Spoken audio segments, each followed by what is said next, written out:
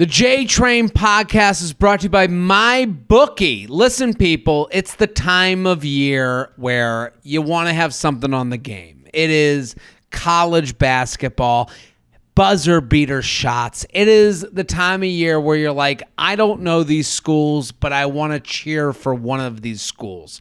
March is here, and that could only mean one thing: the craziest college basketball tournament around that's also trademarked. It's madness. Takes place in March. You get it. What the copy is trying to tell you is they're not allowed to say that there's madness going on in the month of March. But listen, there's a lot of basketball games that you want to have fun with, and you're looking to take a part of your day, and you want to have a little skin in the game. I get it. Well, that big-ass tournament is finally here, and MyBookie is the way to get in on the action. Score big on the nonstop action with MyBookie's bracket contest. Your chance to win $10,000 in cash prizes. That's the beauty of this time of year, is there are teams you know nothing about, that you've never even heard of, in towns you don't care about, but you get to have fun cheering for them. Only $1 to enter. Wow. You can win $10,000 in cash prizes, only $1 to enter. That's fun. Don't you want to cheer for something? Get a little skin in the game? How? Select winners from 63 tournament games. It doesn't matter whether you're filling out multiple brackets, betting the national championship winner, or simply looking for player and game props. MyBookie has you covered. Sign up today at mybookie.ag and use promo code JTRAIN to secure a deposit bonus up to $1,000. That's promo code JTRAIN to claim your first deposit bonus. College ball, NBA, NHL, no matter the sport, no matter the minute, from tip-off to buzzer, MyBookie puts the action in your hands with in-game live betting. Bet anything, anytime, anywhere with MyBookie.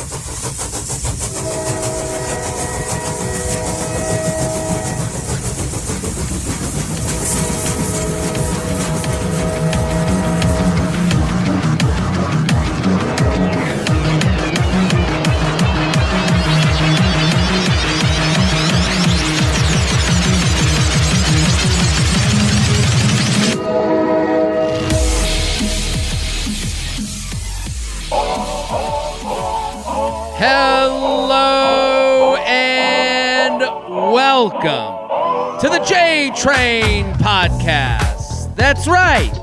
Every Monday and Thursday with your emails, your stories, your questions. Feel it in your toes. Feel it in your hips. That's right. J-Train Podcast every Monday and Thursday. We read your emails. We give advice. We don't know shit. That's why you should tell a friend, a brother, a sister, a mama, a papa. Anyone with ears. Tell them.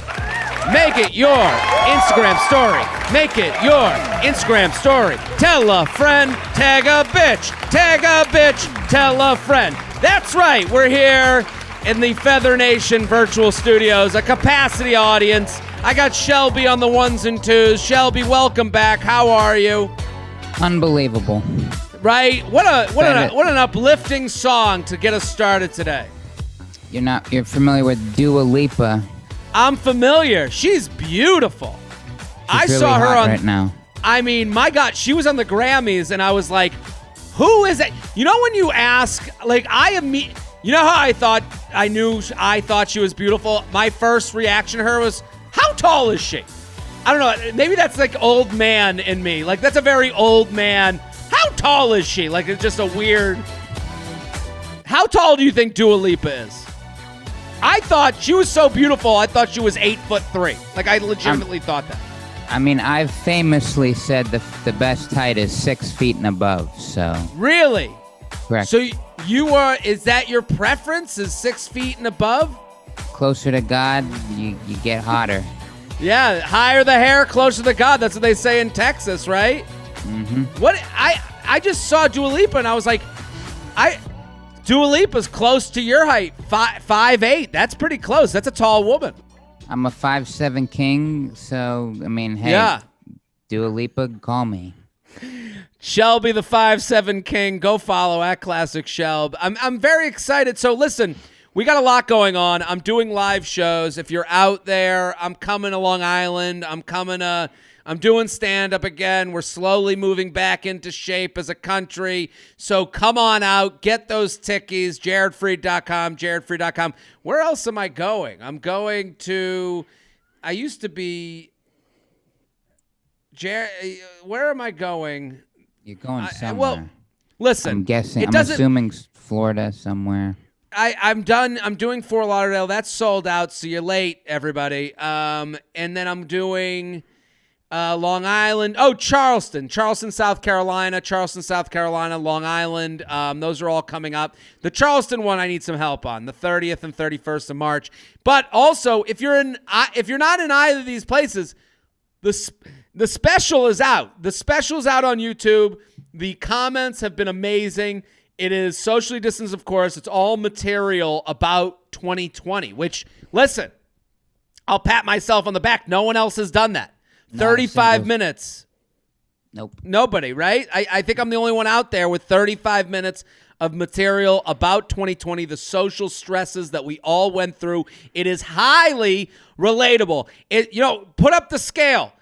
On the relatability scale, it's about a 30 out of 20. Okay, so get involved, socially distance, of course. Get subscribed to the YouTube, hit a like, make a comment, and I'm very excited. Today's guest, new to the show. Hit that button, Shelby.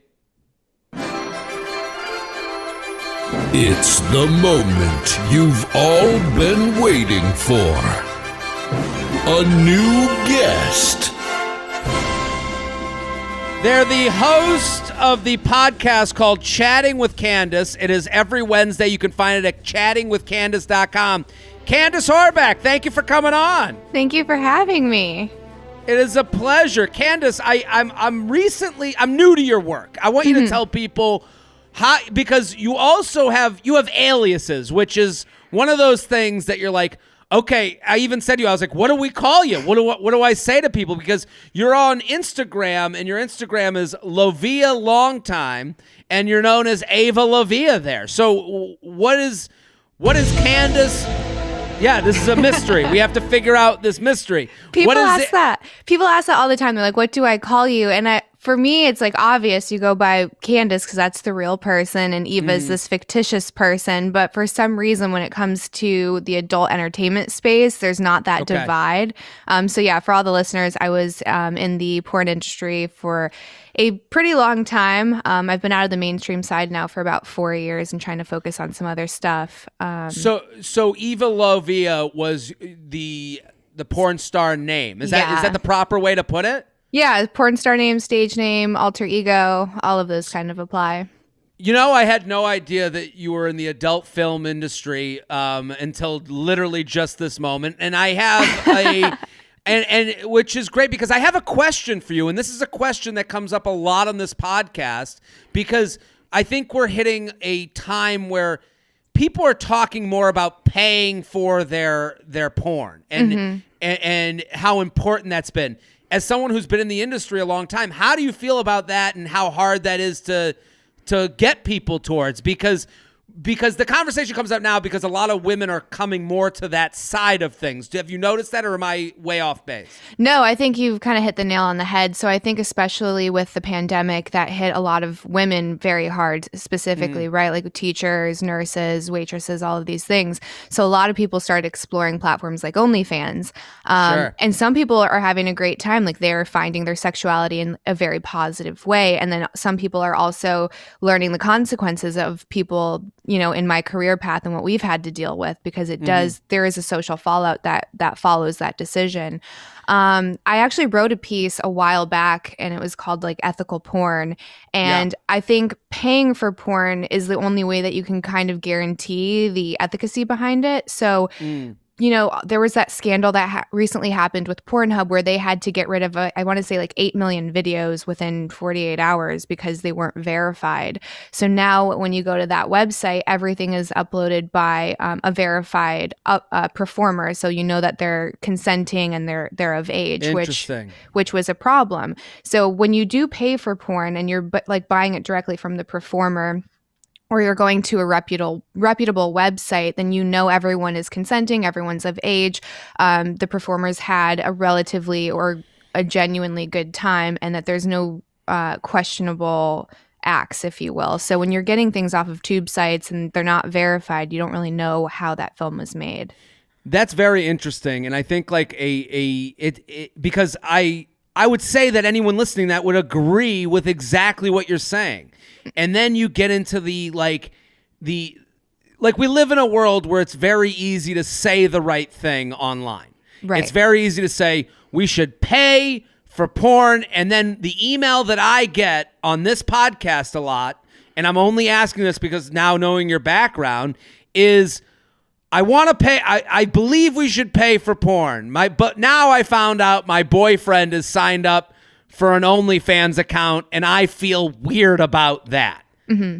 How do you suggest people kind of look at it? Like what would be the perspective? Because it's a lot of women that write and they go, and now I found out he's signed up for this OnlyFans, and then he follows her on Instagram. She has 1,100 followers, and it's not like you have 2.4 million followers. I could understand how someone could say this is a fantasy for my boyfriend, but for the woman with is he just, they feel discomfort with that, where that now sounds icky because now they're against paying for. Because they're more attainable when they have a smaller following, or there's that illusion, right? Illusion, yeah. Yeah. So that's a tricky one. So first, I got really excited when you said you had a lot of female followers, because that's very different for me. My demographics are very different. But one of my favorite relationship coaches is Esther Perel, and she touches on porn specifically when it comes to relationships. And for some reason, she says that it's only an issue in the straight community. It's a non-issue in the gay community. So when it comes to gay men or lesbian women, there really isn't that conversation of, is porn cheating or is porn okay in a monogamous relationship? That's strictly a hetero problem. So there's something else there to kind of like unpack. And I would challenge the women who are feeling a little bit icky or a little bit insecure or maybe jealous or fearful, whatever that is, to go a little bit deeper, because there's something else there. So what's the concern? Like, are you scared that he's going to leave you? If that's the thing, well, has he demonstrated things in the past that are suggestive that he is going to leave you, right? Does he not, I don't know, give you the praise that you need, the attention that you need, the love that you need, because we all have different love languages. So is there evidence of that? If the answer is no, then maybe that fear is unwarranted, and you should kind of meditate on that, unpack that by yourself, and maybe have a stronger relationship with it, because porn can be really fun for a couple. It can kind of spice things up, especially if you're in a long-term monogamous relationship, right? So it adds a layer of complexity.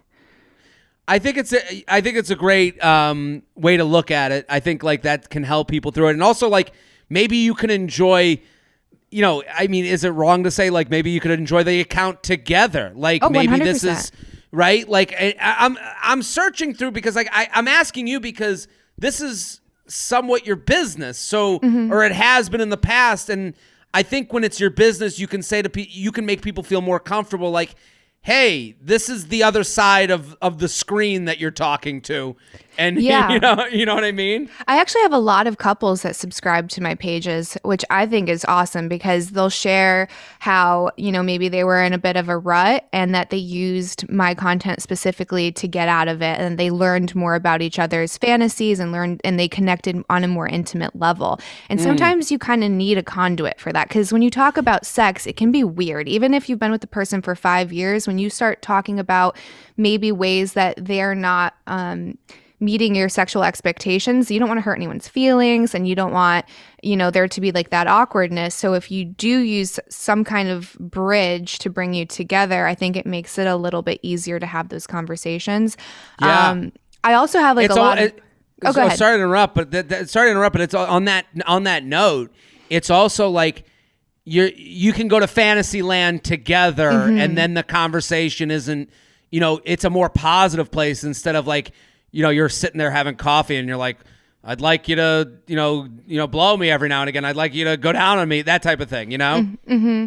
Yeah, and I think it makes it less scary for the women because we don't have a lot of experience with porn, right? Like we're not super visual creatures, so porn for women is a relatively new thing.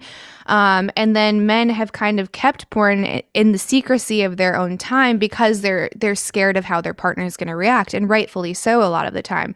So if you can kind of explore that together, you can show your partner that it's not this scary thing. It can be sexy, it can be entertaining, and it can be used as a couple. Like it's not something that's necessarily going to break up a relationship or divide a relationship. And maybe you're a brunette and he's watching like these really big busty blondes and you're like, maybe he doesn't think I'm attractive. That's not it, right? We can be attracted to all sorts of things, and that doesn't take away your value. So I think that's a really important and I guess easy way for women to start to understand a little bit more about the content.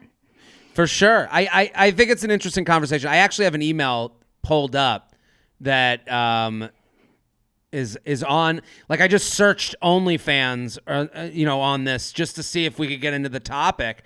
And I have an email. It's a little long. We could do another one. But I want to talk about your podcast. It's called Chatting with Candace. Give people like the minute trailer for it. So I would say the mission statement of the podcast is just to kind of inspire curiosity and to highlight the fact that we have these ideologies or belief systems that we know to be true, and that tends to only be half of the story. So I aim to humanize people, find people that maybe are getting deplatformed or people that aren't necessarily holding popular opinions, and humanize them. So I've had past performers on that I really like the way that they use their platform. It's not only just to push explicit content. They're using it for something more important, or I'll have political voices or cultural voices, just things that I think are really important to highlight and just get us to start asking some questions. Listen, I would assume if you're being in the adult film industry, you can feel like you're not included in a lot of conversations. So that must inspire those types of things for you, I would assume. Yeah, because it's very easy to write someone like me off, and I totally understand it. I mean, there was a point where I would get very defensive of it or not see the other side, and I get it. It's scary. We've been told that it's morally wrong, it's ethically wrong, and some of those arguments do have some validity behind them. But I'm just here to say that not everyone in that industry is stupid or unworthy or unlovable or has a corrupt moral compass. Like, it's very complex. Sure. So Absolutely. Just to show we're all people. Absolutely. And I love that. I think everyone should go listen. Chatting with Candace. Go to chattingwithcandace.com. It's every Wednesday. Get involved. If you can also find Candace on Instagram at Lavia Longtime. Go. At Lavia Longtime. Go follow. Are you ready to do some emails? I think you're going to be quite an asset to this podcast. Yeah, let's do it. Okay. So let's do, I like this one just to start us off. Dating a bridesmaid from my wedding. Are you married? Are you seeing anybody? I'm married. You're married. Were you married while in the industry? Was that difficult? I was with the same guy the entire industry, so our relationship went through all of the changes. So we were dating, engaged, got married, had a baby, all of those things. It wasn't easy, but honestly, we've learned so much about each other through the process, so I wouldn't, change it for anything. And I would assume the amount of communication for that is like, you got to talk, like you can't avoid the subjects. Right. Yeah, we're expert communicators with each other, for sure. Okay, so J-Train, I'm a 30-year-old guy finalizing a divorce that I didn't want and has been hard on me. Thank you for being a go-to source of wisdom as I work on getting in the headspace to start dating. I live in a community where there are... we are getting sad right away. The audience here at Feather Nation Studios just tears down people's cheeks. I live in a community where there are very few single women. I have a kid, so cannot relocate. I mean, play the sad music. This guy's got a lot going on. One of those single local women was in our circle of friends when I was dating my ex, and they became tight. She was a bridesmaid at our wedding. Since then, they've drifted apart. Neither of us has spoken to her in a couple years. My ex told me months ago that she was not going to bother telling this friend about the divorce. Is it wrong if after a divorce, the first woman I approach after for a date was a bridesmaid at my wedding? Should I approach her as just a friend to catch up and try to sense how we all feel? Thank you. What do you think, Candace? Oof, that's a tough one. I would ask him to try to figure out if he's going there strictly because it's easy and comfortable, because he kind of already knows her and she, like he said, is the only available woman, not necessarily because she's the right fit for him, because that is going to be a little bit drama filled if they do pursue it. So if he's pursuing it out of something real, then I think, follow your heart. But if it's only because it's the only option, then I would say maybe look elsewhere. It feels that way, doesn't it? His email's very negative. And I don't, and listen, it should be, these are tough times for him, it sounds like. It's okay. That's okay to be negative. But let's admit, I think like when you're going to date, when you leave a relationship, you have to look in yourself in the mirror to like, okay, where am I? Where am I? And he says, I finalized a divorce that I didn't want. It's been hard on me. Okay, those are two very big admissions. Right. I'm feeling turned down, and it's been hard on me. Now you say there's very few single women. I live in a community where very few single women. I have a kid, so I can't relocate. So you're like even that sentence. There's no women. I got this kid that's attached to my hip. And I'm sure he doesn't feel that way, but it does sound that way. What you're saying is correct. If you're like, who's single? There was that woman that was in my wedding party. It's like, okay, you got here on a very short bridge. Let's give this whole single thing a shot. If this person comes into your life naturally or you find your way to each other, I don't think, he says, I think it's all in how he asked the question. He says, is it wrong after a divorce? The first woman I approached for a date was a bridesmaid at my wedding. I'm never going to tell. Well, I'm never going to tell him it's wrong. I would say it doesn't feel like it's the right person. This feels like you're doing it out of, well, I wrote a list of the 10 single people I know, and she's she was the hottest. It doesn't. It's not like if his email was, this woman came back into my life. She's been amazing. I really care about her. We've been friends for a little bit. Like that would be kind of a different thing than off the top of your head, right? 100%. And then it's like, and then it becomes this thing of like your ex goes, was he thinking of her all the time? Like you're opening up a can of worms that you're doing out of laziness and not out of love. Right. Yeah. So kind of explore your why on that one. Yeah. And I feel like in this day and age, saying there's no single women in your town is kind of wrong, right? Like you have the internet, there's all of these apps.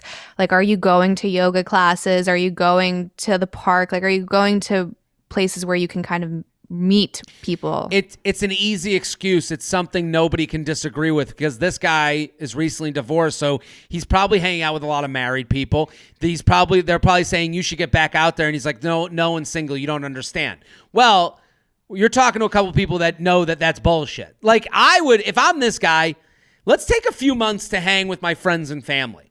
Let's readjust our relationships. Let's figure out what we're looking for. Maybe your friends and all your friends and family know 200 people. That's just the truth. If they're having fun with you, they will find people to have fun with you more so that you come in as like with a couple. You're too tight. Need to loosen up. You got to loosen up. JTrainPodcast@gmail.com.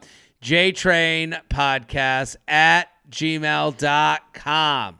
Here with Candace Horvath at Lovia Longtime, chattingwithcandace.com. That's where you find the podcast every Wednesday. Sugar Baby Tryouts. Ooh. Okay. J-Train, all the love. Your YouTube special was amazing. Thank you. I had a spontaneous coffee walk date in the city with a man who super liked me on Tinder. You familiar with the super like? No. So the super like is Shelby, do you know what this is? I believe from back when I was on Tinder, it's like if somebody likes you, you can do a super like, and it'll send the like directly to them instead of you matching with them by chance. Yeah, I'm reading this at help.tinder.com. What is super like? Want to let a potential match know that they stand out? When like is not enough, tap the blue star icon to send a super like. Your profile, and from what I remember, you only get like, you can't just do this to everybody. You get like a certain amount. They're like a 1, maybe 2. Your profile will appear in their card stack with a bright blue border and star. Man, that's really like you're waving at them like, hey, it's me. Yeah, and highlighting that you super like them. If they like you back, it's an immediate match. Okay. So this person, the super like, worked out for them, and they went on. He was considerably older than what his profile said. So he's already lying. Makes sense that he's on Tinder then. The Tinder kind of feels like it's 2014. It's a few years down the line for the app. Yeah. He was considerably older than what his profile said and wasn't using his real name. These are bad red flags. Mm-hmm. He turned out to be very well-to-do businessman, and I can understand the privacy issue. And yes, I Googled him after, and he's legit. How do you feel about this right away, Candace, when you hear that? Lying to me is like a big no-no. So even when it's something small, if you lie about something small and justify it, you're going to lie about the big things and justify it. I mean, this is his name, so that's not exactly small either, you know? Mm-hmm. Yeah, I can understand the privacy thing, like maybe if he doesn't want his coworkers finding him, but the age is kind of, that doesn't, right? That there's no connect there, so why lie about that? The only reason I can see about the age is, like, I would say, like, why not be on Raya where it offers more protection? But if you're, 60 years old, you're like getting on Raya. Like, it's like, who do you ask for even an invite at that point? He's never heard about that. Yeah, he doesn't even know. He's like going to the first place. But then it's like okay, why are you sneaking off to Tinderland as far as like with all the other options that are out there? So she writes, we had an interesting conversations, but have nothing in common in terms of lifestyle, stages of life, etc. The whole time I was waiting for him to say a cordial, nice meeting you, but I should get going. But he kept suggesting moving the date to a new location, coffee, shopping, lunch. We parted ways eventually, and he said I should text him next time I was in the city. For reference, I'm 33. He was probably 50. Well, I do think highly of myself. This guy is legitimately out of my league. I am completely confused by the situation. Is this some Christian Grey shit? Was it sugar baby tryout? And more importantly, should I meet up with him again? I do have a thing for older men, and he was super hot. Appreciate the advice, feather, feather. So what do you think, Candace? Well, I actually have a lot of girlfriends that are in their 30s and they're either engaged or dating men in their 50s. Yeah. Even you obviously are very different life stages, right? At that point, when you're in your 30s, you're, maybe talking about having kids. When you're 50s, like that's already been said and done. So if she's looking for something long term and she's looking for marriage and she wants kids, like maybe she needs to have that conversation. But she already said that there wasn't really that connection. So if she's just looking for someone to take her shopping, I'm not going to judge that, but just know what you're going in for. And I think that he needs to know what she's going in for. So there needs to be that honest communication as to what the arrangement is. But it doesn't sound like she's into him. Well, that's the thing. It's like at no point did she say, I had a great time with this guy. Like, and it is something that women constantly get caught up on. Like, if she's 33, she's, listen, I'm making an assumption, but at 33, if you're saying we have nothing in common in terms of lifestyle, stages of life, etc., like you're basically saying I'm looking for a situation too. Like she's looking for a situation as much as he is. And, her assumption on him is that he's older and she's young, so he must be looking for a situation that fits his older lifestyle. But she never once admits to, well, I'm looking for marriage. I'm looking for babies. I'm looking to start my life. This is a different course of life for her that, like if she's interested in that different course of life, if she had you can have a good enough time to change your course of life. Yeah, totally. And it doesn't sound like she had the good enough time to be like, I got to go out with this guy again. I'll give up maybe a baby, maybe getting married. Maybe I'm going to be the, the girlfriend that he calls his wife and we never actually get married. Like that's like a 50-year-old dude thing that kind of happens, Yeah, I think when you start entertaining the relationships with older men, especially 20 plus year difference, like you have to know what you want out of life, because if that turns serious, or if that commitment turns long term, even if it's just an arrangement, because biology is still a real thing, and science hasn't changed a lot of things, that biological clock does tick, right? And if you're in your 30s, you've already peaked. So you kind of have to know what you want and what you're willing to give up, and have those straightforward conversations a lot faster than if you're dating your age or younger. Yeah, and when you say like he's out of my league, but like this could be fun, like again, like this is the sad reality of life, where it's like this could be fun turns into like 2 years of this could be fun, but then you're like, oh my God, I completely forgot I wanted those other things, and I really did want them. Like even me at 36, like I'm sitting here 36, I'm not married yet, I'm living with my girlfriend, but like she'll often say to me, she'll be like, do you want to be an old dad? And I'm like, is that a threat? But it's like, yeah, I'm like, do I, and then you start doing the math on your fingers, like 10 plus 10 is 2, I'll be 50 when they're 12, and like you kind of look at your friends and you go, oh, they have a baby that's this age and they're going to be moving on to separate like life stages as me. And you're like, oh, did I forget to like concentrate on this? You do have that moment where you think of that. And it's like for you where you're like, the way she's thinking about it, it's like, it doesn't sound like you're thinking about it in the way of like, I really liked him, I'm giving up something. You can't have it all. That's the reality. You cannot. The J Train podcast is brought to you by Figs. Figs celebrates the 100% awesome healthcare professionals by making scrubs they actually feel exciting about wearing. Forget boxy, itchy cotton scrubs. Figs are engineered with athletic apparel functionality and are also ridiculously soft and comfortable. Win-win-win. Figs' mission, making sure healthcare professionals have awesome scrubs so that they can look their best, feel their best, and perform at their best. Join Figs in celebrating awesome healthcare professionals and give them the best scrubs in the world. I'll say this. Figs is one of the most responded to sponsors we have. I get messages every single time that we do a Fig sponsorship from healthcare professionals that are like, oh my God, thank you so much. I've been looking for a discount. I've been looking for a way to save money, because they love them. And so that should tell anyone out there with a healthcare professional in their life that they're going to love this as a gift. Figs has finally brought scrubs into the 21st century with a focus on design, function, and comfort. Figs has a special proprietary Fion X fabric that features Silverdur, an antimicrobial 4-way stretch technology.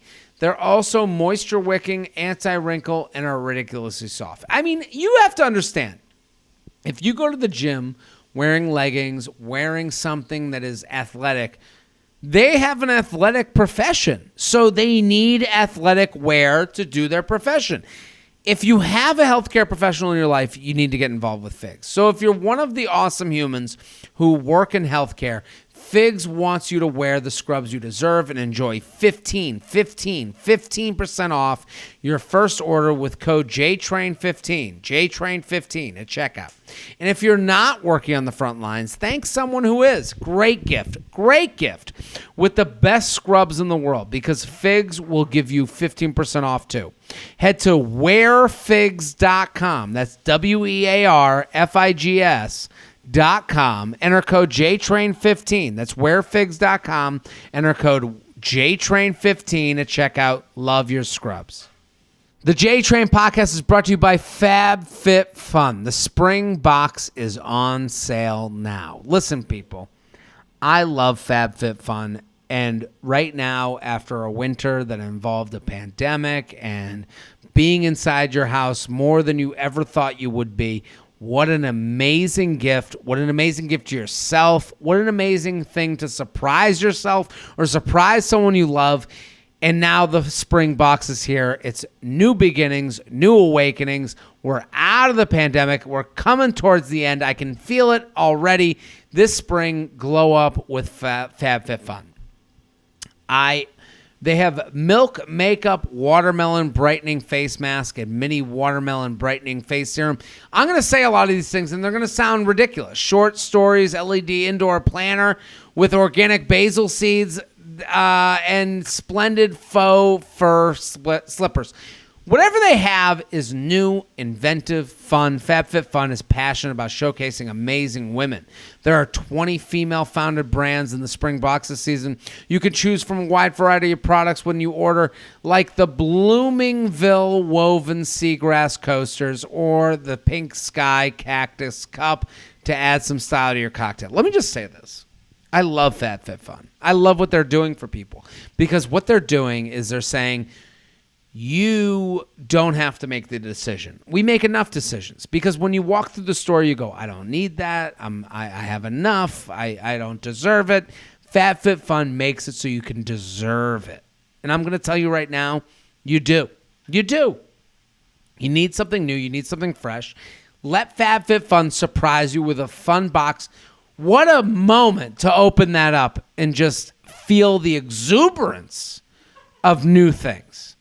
Order your spring box today. Sign up now so you can snag amazing products like the Short Stories LED indoor plants or MAC lipstick duo when you customize. So the ability to customize is a huge deal. Use coupon code JTRAIN for $10 off your first box at www.fabfitfun.com. Once again, that's www.fabfitfun.com, coupon code JTRAIN for $10 off your first box. JTrainPodcast@gmail.com, JTrainPodcast@gmail.com. Here with Candace Horvath. Go, go, go. At Lovia Longtime. Chatting with Candace. That's the podcast. Okay. Here, I like the title of this. So fucking selfish, please help. This person sounds happy. Okay. Hey Jared, feather. I'm writing in because I am literally at a loss.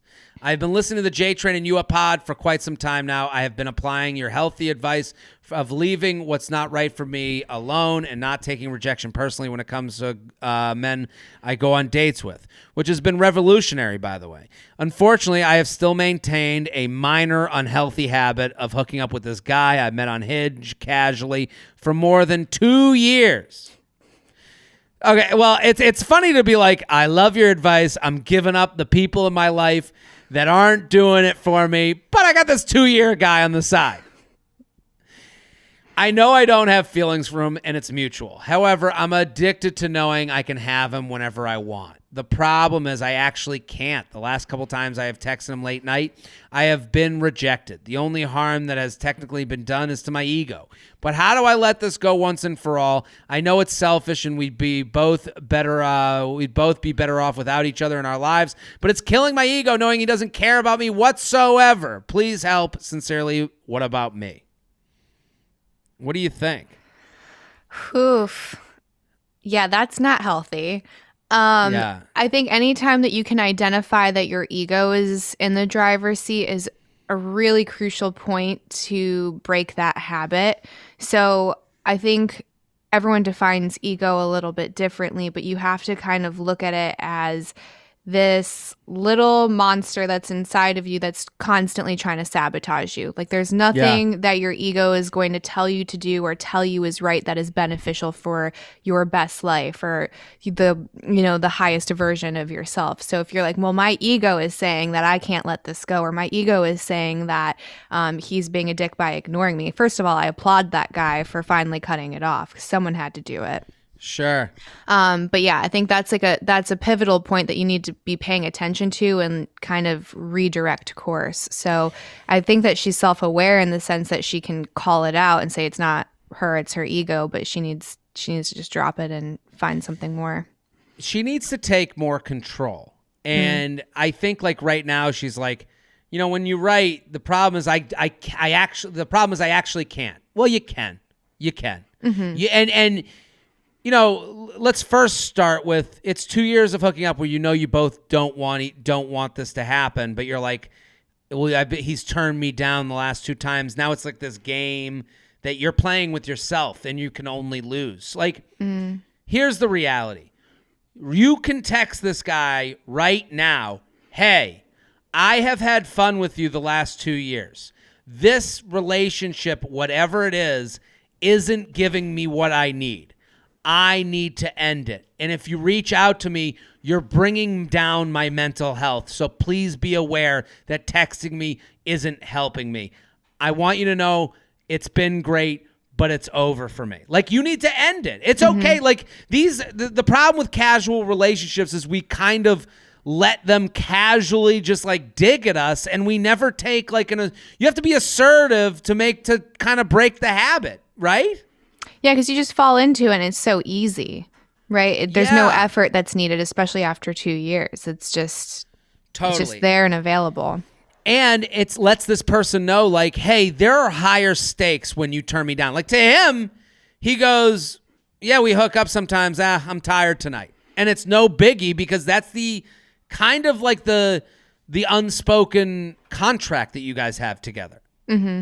So he doesn't even realize turning you down is a thing. And you're going, oh, I guess he's trying to win me back, or I guess he's trying to prove something. It's like, no, he just sees you as a fun, reliable, trustworthy person that he likes spending a night with. And that's okay. Mm-hmm.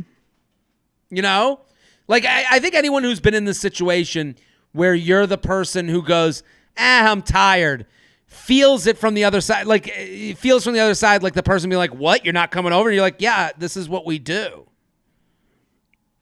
Yeah, I think that's the problem when you have something casual with one person that goes on for that long. It's kind of hypocritical, right? Because you almost have a relationship with this person, but you have a committed relationship with them. Sure. Yeah. So I think, casual hookups, like, they're supposed to be short term by nature. And when they drag on for that long, I think you're both limiting your growth in that perspective. I'm sorry to interrupt, but when you were in the industry, would you have people that like would get carried away, or is it very professional? It's really, really professional. There were I can count on one hand the times where maybe someone was inappropriate or, tried to make it more than just a scene. But for the most part, everyone knows, like, you're there for, we're filming a, piece of entertainment. Of course. I just like, I guess when the lights are on and you're literally in a room with a producer and like a crew, it's hard to be like, is she into me? It's like, no, she's here for work too. I'm here for work. Yeah. It's happened. Don't get me wrong. It's happened, sure. But it's very rare. Let's do another one because on the subject of inappropriate, this is called inappropriate friend behavior. Okay. So J-Train and Asim guest, I have a sticky one for you. Disclaimer, I have also brought this up to my therapist, okay? Get ready, people. So Friday night, it turned into a full blizzard where I live, and I was hanging out with my roommate and friends. I got way too drunk, blacked out, and the best of my memory, my roommate carried me to my bed. Turns out that was not the case, and the guy who was staying with us and is a friend of my roommate carried me down the stairs, then decided he could sleep in my bed and tried to make a move on me, so far as to try and feel me up when I was extremely blacked out and only knew that come morning. Hey. In the morning, I could tell someone was trying to cuddle me, and I snapped awake, slapped the shit out of him, and sent him out. He came back later apologizing, but I could not accept his apology because I felt very violated and disrespected, because there is no way in hell I would ever be okay with that. I have been in a committed relationship for a year now, and I love my long-distance boyfriend clearly, and it's hard for me to find the right way to tell him that I was basically taken advantage of. The advice I'd like to hear is more about how to think about this mentally and also thinking about it while being in a relationship. I'm more than okay with making sure the other guy doesn't even walk into this house. I'm just so uncomfortable with what happened, and I don't know how to explain it to my boyfriend sincerely. Girl who should never get drunk again around people. So that's not her fault. Let's start. Her sign off is, I disagree with her, but I understand where it comes from. Candace, what do you think? Well, yeah. So I've had a similar situation happen back in college. I think a lot of women have, unfortunately. So for me, I think it's really important not to identify yourself with that situation. And so often it happens when you have a traumatic experience, like you now become that awful moment. I think forgiveness is a huge factor when it comes to traumas or when it comes to wrongdoings, because when these things happen, it's like an emotional burden that like attaches to your spirit in a way. And unless you let it go, it's going to affect you for the rest of your life. It's going to affect every relationship moving forward.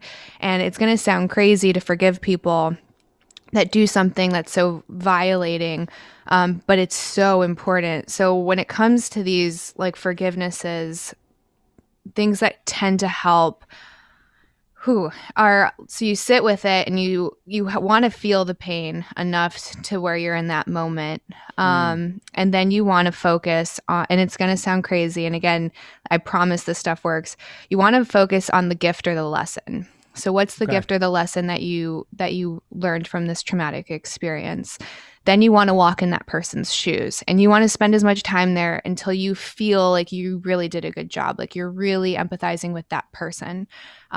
And if you're having a hard time, something that I find that's really easy is you take that person back to an age that is very easy for you to empathize. So maybe you have to take them back to a 4-year-old or a 2-year-old and try to figure out what their life was like that got them to make these bad decisions. And then you come to a place of love and forgiveness and compassion, and you really want to feel that. And like this can take a long time. Like this, you could spend hours on, one forgiveness with a person. And once you get to that place where you truly feel that love and that lightness, you know that you completed a forgiveness when you no longer have a visceral reaction to it. So if you can talk about the story that happened to you without crying, without cringing, without feeling that weight on your chest, then you know that forgiveness is complete. If you're still having those feelings, then that means there's more work to be done. And I know that sounds intense and impossible, but when you forgive someone, you don't have to talk to them ever again. You don't have to forgive them to their face. You don't have to condone their behavior. You don't have to say what they did was right. It's just getting to that lightness. And I've seen people do this, and it sounds wild, but I've seen people do this with people that have murdered their family, a family member of theirs, or that had raped them, and these horrific incidences. So it's very possible. But unless you get to that place of true forgiveness, it's going to follow you, and it's going to follow you into your other relationships. Yeah, I think that's like a great perspective to give. I think first of all, like, we are not experts. We are just people trying to give our experiences to try and help someone through their own. And I don't have an experience that matches this one. I appreciate you sharing, Candace, the way you've, addressed these things and gone through them. And that to me, that's like a very meditative way to go. And that's could be very helpful to people. Like, I appreciate it. She talks about how to about how to think about this mentally and also think about it while being in a relationship. I would assume, I guess I don't want to make any assumptions, but when you are ready to go to your boyfriend and talk to him through it, I would think he would understand. I would think he would be a shoulder to cry on, a shoulder to an accepting boyfriend, and not think of you differently. And she writes, girl who should never get drunk around people. No, that's not. I disagree with that, because you should be able to get drunk. You should be able to feel safe. You were with friends. It makes me angry to think that now you can't have a good time with people that you trust. And I think that's going to be the same way for your boyfriend, where he's going to go, I just hate that you feel like you can't let loose again. And hopefully you get to that place. And I think your boyfriend won't think of this as like another man. It's not that way. I don't think, because I wouldn't receive that information. I would receive that as, oh, fuck this dude. This is fucking awful. How can I help you? Right. How can I be? And that's it. And again, you're hearing me kind of stammer over words. And it's because when you want to help, but also you don't want to be that person that's doing things that are beyond you, You just want to be a receiver, like where you're like, hey, I'm here. I can help you where you need help. But I would say like call on your boyfriend for those moments. Like call on him and let him know what you're going through and kind of walk through it with him maybe. And that's what your partner's for. Yeah, and let him listen. Let him be there for you. And I think I understand why she's afraid to tell the boyfriend, but I think she'll be happy to see how there for her he can be, because if you're in a loving long distance relationship, I'm sure he's going to want to come and see you right away. I'm sure he's going to be like, fuck, I got to get there. Like I would assume that. But again, I can't tell someone how to think of these things because I've never, but I appreciate Candace. Your response is amazing and Thank you. Very helpful. The J Train podcast is brought to you by Roman. Hey, listen, ED is a problem for most men. If there's a guy in your life that's dealing with it, Roman is a great solution. Also, it takes out the middleman, the idea of looking for someone to help you. It's online. It's easy to take care of ED with Roman. GetRoman.com/JTrain. Talk to a real healthcare professional who can prescribe real medication. It's simple, safe, and totally discreet. With Roman, you can get a free online evaluation and ongoing care for ED, all from the comfort and privacy of your own home. That's a big deal because a lot of people give up at Google. They Google, they go, I can't find it, and I don't trust them, so I'm out. No. Roman is a great way. It makes it easy. With Roman, you can get a free online evaluation and ongoing care for ED, all from the comfort and privacy of your home. A U.S. licensed healthcare professional will work with you to find the best treatment plan. If medication is appropriate, Roman will ship to you with free 2-day shipping. The whole process is straightforward, simple, and discreet. Get started is simple. It's simple to get started. Just go to GetRoman.com/JTrain, GetRoman.com/JTrain, and complete an online visit. Erectile dysfunction used to be tough to tackle, but now there's Roman. Complete an online visit today to connect with a healthcare professional and take care of it. Go to GetRoman.com/JTrain now. You'll get $15 off your first month. It's time to take care of your ED. Get started today, and you'll save $15 on your first order. That's GetRoman.com/JTrain, GetRoman.com/JTrain. The J-Train podcast is brought to you by Hello Tushy. Do you have a butthole? Then this ad is for you, but this ass is for you. I love Hello Tushy. I love it so much because here's what it does. It saves you money. It makes you feel more comfortable. And it's a great addition to your home. So what are we talking about here? The future of toileting has arrived. You don't read the news on the paper anymore, so why would you wipe with it? The brand new Hello Tushy 3.0 modern bidet attachment is here. It's stylish, eco-friendly, easy to install, and affordable. Let me just tell you right now. You need this. It is a luxury at a fair price and something that will help you save money. But beyond saving money, save yourself from having to deal with a chapped butt. You don't need that anymore. And Hello Tushy is the solution to your problem. It turns your bathroom into a spa. It's amazing. It attaches to your existing toilet, requires no electricity or additional plumbing, and cuts toilet paper use by 80%. What people? Stop it.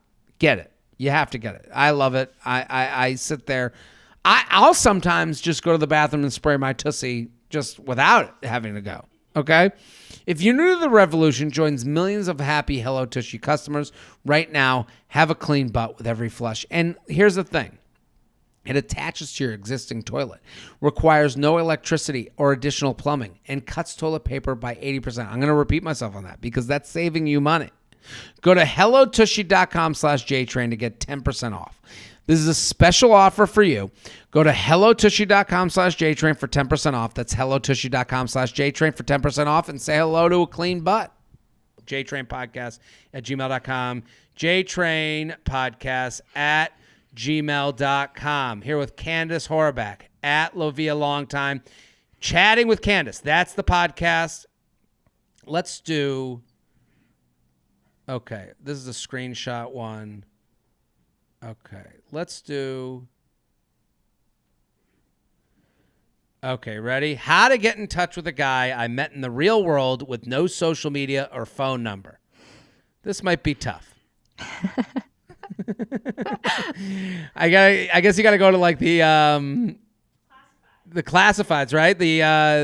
The missed opportunities. Remember those? No? No, what's that? People used to put in the paper, it was called missed opportunities, right, Shelby? Do you know about these?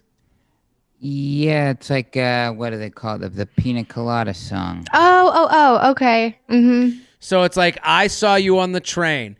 I was wearing this. We saw each other for a moment. Like, I guess back in the day, if you put that up, it was like really like less. To me, that was the equivalent of like the DM slide. Like, hey, I think I saw you. So tonight I went to my friend's house to play board games with him and his boyfriend. His boyfriend ended up inviting his childhood friend who recently moved. Yeah, let's go. When his boyfriend ended up inviting his childhood friend who recently moved to our city as well. The friend was hot and very fun to talk to. In our conversation, we realized that we live in the same apartment complex. Oh, okay. My plan was to go home, find his IG from looking through my friend's boyfriend's followers and send him a DM. But I can't find him. I also searched him on Facebook. Didn't find him there. My DM slide plan is now ruined. What's the best way to show the interest of this guy without social media? Do I have to go through my friend and ask for his number? That feels higher stakes because other people would be involved and know my interest. Help. Candace, what do you think? Yeah, just go through the friend. Don't make it overcomplicated. I understand when they say that would involve other people and people would know my interest and it would be higher stakes. But, like, how are you living? Yeah, so? You know, like, so what? You know, like, at what point, like, what are medium stakes? You know, like, what are small stakes? Like, getting turned down is as high a stakes no matter who it happens with and who they know. The stakes are always high. So, like, you can't live your life, you know, not feeling. Yeah, take that risk. Take the risk. Call the friend. And listen, a good friend that you felt comfortable playing board games with, you would go, would be good to you throughout the whole process. And also, let me give you the best piece of advice. No one gives a shit about you. Everyone cares about themselves. Everyone cares about their embarrassment level, their thing. You go to the friend, hey, that guy was awesome and hot. Do you think could you let them know I'd love to go out with them? That could be even better because then you don't hear from them and it's over. Or you say, can I get their number? I'd love to see if they'd go out for a drink. Right? Mm-hmm. Easy peasy. Easy peasy. You can just go. And the idea of like, that feels higher stakes because other people may be involved and know my interests. Like, yeah, they know your interests. Like you know what? They knew your interests at the board game when you were laughing at all this guy's jokes that weren't funny. Right. Yeah. That energy travels. I'm sure people picked up on it. jtrainpodcast@gmail.com. jtrainpodcast@gmail.com. Okay. This one too long. Okay. Let's do this one. Okay. Let's do let's do this one. Non-monogamous relationship versus friends with benefits. Okay? I've taken the past few months of dating apps reflecting on what I really want. I'm successful and career-driven, found relationships in my past draining emotionally and financially. I've never wanted kids, and I've been reflecting lately and decided that I don't want to get married either. I want my connections with different people, but it to be short, be it short or long-term, overlapping or not. I joined Tinder again a few days ago, and I've been texting with this guy. Profile attached might be relevant. He's 35, I'm 34. I want to hear your opinion on our text exchange. I liked him and was open to discussion. Do you think he was rude and judgmental? To me, friends with benefits is going for drinks, dinner, then having sex without being involved in each other's day-to-day lives. I'm looking to be in a partnership, supporting one another, but not being together 24/7. Does that make sense, or am I delusional and deserve to be spoken to the way he did? Should I approach this differently in the future? The exchange started when he suggested meeting for drinks, our first date on Friday, and I told him I had plans that night. Okay, so I'm going to forward this to you. You ready? Yes. Okay. And she has them numbered.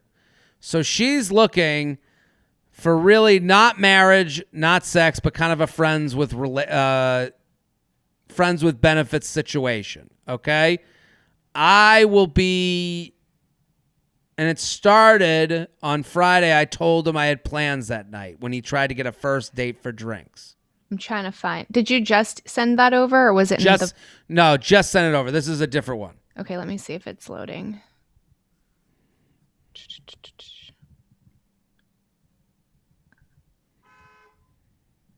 Okay, so you're starting. Which one are you starting with? The okay? Starting with number 1. Where's 1? Okay, I found it. Okay. So you be her, I'll be him. I'm the blue bubbles? Yes. Okay. I'm going for drinks on Friday. With friends or a date? A date. Awkward. LOL. Laughing emoji. Maybe see how Friday goes, then text me on a Saturday. I don't like dating multiple people or people who are dating multiple people. Okay, just to be upfront then, I have to say that I'm not looking for anything serious or monogamous. I'm not looking to hook up either. Having a connection first and enjoying other people's company without expectations. I've just downloaded Tinder when we first talked and I see I haven't met anyone. And I'm okay with just being friends too if you want. I enjoyed talking to you and I hope to know you better. But if that doesn't work for you, I respect that. So you're looking for friends? LOL. Nope, I'm looking for a non-monogamous relationship, but I can also make friends along the way. So friends with benefits. Thinking face emoji. More meaningful than that. It's weird, I know. I've just learned about this concept myself. But it makes sense. You can't ask one person to be your everything. It's asking too much. And it puts pressure on future expectations. Friends with benefits was invented by men so they can fuck around and not accept any consequences. It just hurts people in the end. Boy, these people are coming with hard and fast opinions. Okay. It's not friends with benefits.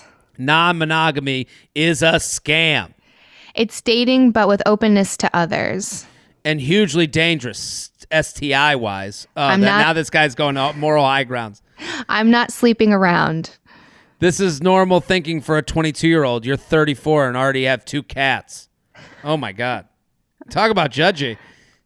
Oh, yeah, I don't see the 2 cats part. No, I guess that was on her profile.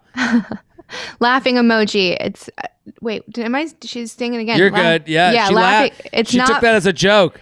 It's not friends with benefits. Someone always gets hurt. Because people don't set the expectations and define the relationship. Let's discuss over drinks. Exactly. And you don't know what your parameters even are yet. What are the parameters? Your definition of multiple open relationships. What is your medical opinion of healthy pregnancy age range? 25 to 35? What? I feel like we're missing something. Something like that. Why? I'm looking to settle down. You're looking to explore. Good luck with that, but I have no interest now. Dating is exploring. Sorry to hear that. Tinder's not all that safe, so make sure you know what you're doing when you meet all these dudes. I mean, I think it could have ended at good luck with that. I have no interest now, and it would have been fine. It was just 2 people that obviously aren't the connection. To me, he went too far at Tinder is not all that safe. I mean, it was going towards too far already, but Tinder's not that safe. Okay, she's an adult woman. She can figure that out on her own, right? Yes and no. You would be really surprised at how a lot of people behave on these dating apps. I know some girlfriends of mine that have gone to meet a guy and just went to their house without knowing them. These are things you don't do. But I mean, does this person have the right to tell this person that they've never met? Tinder's not all that safe. Make sure you know what you're doing when you meet all these dudes. After she just kind of opened up that she's looking for her own version of friends with benefits. Well, first, I don't think she knows what she wants, to be honest. So what she's describing in her expectations, I don't know that a lot of people would go for. So I have the benefit of having friends with all sorts of abnormal relationships or atypical relationships. So it sounds like she kind of wants a poly, like this isn't an open relationship at all. This is like a poly relationship. So there's a difference between an open relationship and a poly relationship. So she wants to have full-blown multiple relationships, which is fine if that's what you want to do. Yeah. But she also doesn't want any expectations or commitment. So when it comes to even poly relationships, there's still expectations and commitment. It's just with multiple people. So to me, it sounds like all she wants is friends with benefits. And if, again, that's also fine, live your life. But if that's all you want, you can't get mad at someone if they don't want to put that investment into you, whether it's drinks or dinner, because that is an investment, or time. So if this guy, I mean, he brings up a valid point because he asks about healthy pregnancy range. And this is still true. Science is not that far into the future. And if he wants kids, I think that's very great that he was upfront about that. And he said it's not realistic for his timeline. I think more people need to know what they want out of a relationship. And that's a very real factor to consider. Sure. I agree with everything you're saying. I think it's like, again, like it's hard because on these apps, you're meeting people you've never met before and you're not even meeting. You have the screens in between you. So the idea that, first of all, let's go through the rest of the conversation because even the way it starts is a little weird to me. Yeah. But Tinder is not all that safe. Make sure you know what you're doing when you meet all these dudes. And again, it's hard because everything's in text, so I don't want to assume the worst out of this guy. Like, he could have just been trying to make sure because she is, making it sound like she's just meeting up with people without any like reference, or a lot of people just don't know. You would be surprised at how ignorant a lot of people go throughout the world to like safety and things like that. So oh, totally. But to me, that like doesn't feel like someone who's saying that for her best interest. It feels like he's saying that to me when you read that. Like, I mean, let's go through the rest of the conversation. Okay. I mean, how does she respond to that? We're just having a conversation here. You're passing judgment without knowing me or giving me a chance. It's harsh. It's just my opinion. You don't have to be affected by it. I've made myself clear on the issue and saved us both time. Good night. Okay, good night. And like for me, she's seeking validation from a complete stranger too, though. Totally. So, I mean, that to me, that says she's not 100% okay with what she's doing, or maybe she doesn't understand it because, like she said, it's new. You shouldn't really be affected or surprised that someone thinks that this is a radical way to live your life. I should know. I don't get mad every time someone tells me that my marriage is a sham or my lifestyle is a sham. Like, they're entitled to that, and I don't have to defend it because I'm okay with my decision. So I'm not crazy about her trying to get the validation from a complete stranger, especially one that just already said, hey, this isn't for me, I'm not into it. They both should have just stopped there, right? Like, why continue? I think this conversation has two people trying to make a point, right? And that's not a way to get to know somebody. Like, right. I agree. I agree with you that they're both in somewhat of the. It feels like a dick swinging competition. Yeah. Like, I'm doing this. So, and I think my advice to her, since she's the emailer, she's the only one we can speak to.